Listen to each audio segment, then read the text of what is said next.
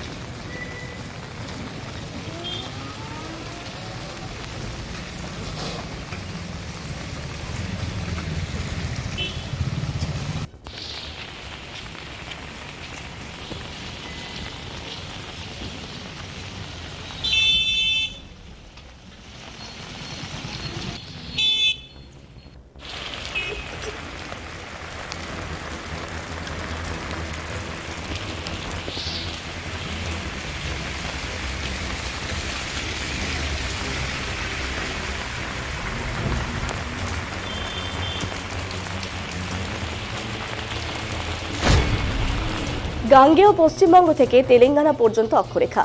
এর প্রভাবে প্রচুর জলীয় বাষ্প ঢুকবে বঙ্গোপসাগর থেকে। শনি ও রবিবার রাজ্য জুড়ে বৃষ্টি, বজ্রবিদ্যুৎ সহ বৃষ্টি, শিলাবৃষ্টি এবং দমকা ঝোড়ো বাতাস বইবে। একই সঙ্গে বজ্রপাতের আশঙ্কাও থাকছে, জানালেন আলিপুর আবহাওয়া দপ্তরের প্রাদেশিক অধিকর্তা সোমনাথ দত্ত। তিনি জানান, কলকাতায় সন্ধ্যের পর বজ্রবিদ্যুৎ সহ ঝড় বৃষ্টির সম্ভাবনা। আগামীকাল রবিবারে বজ্রবিদ্যুৎ সহ বৃষ্টির সম্ভাবনা। আংশিক মেঘলা আকাশ, কখনো পুরোপুরি মেঘলা আকাশ, বিক্ষিপ্তভাবে কয়েক পশলা হালকা থেকে মাঝারি বৃষ্টি, সঙ্গে দমকা ঝড়ো বাতাস বইতে পারে। দক্ষিণবঙ্গে আজ থেকে কাল সকালের মধ্যে বজ্রবিদ্যুৎ সহ বৃষ্টি, সঙ্গে শিলাবৃষ্টি এবং সঙ্গে 40 থেকে 50 কিলোমিটার গতিবেগে দমকা ঝোড়ো বাতাস বইবে হাওড়া, হুগলি, উত্তর 24 পরগনা, বাঁকুড়া, পশ্চিম মেদিনীপুর, পূর্ব ও পশ্চিম বর্ধমান এবং নদিয়া জেলাতে। দক্ষিণবঙ্গের কলকাতা সহ বাকি জেলাতেও 30 থেকে 40 কিলোমিটার গতিবেগে ঝোড়ো বাতাস বইবে।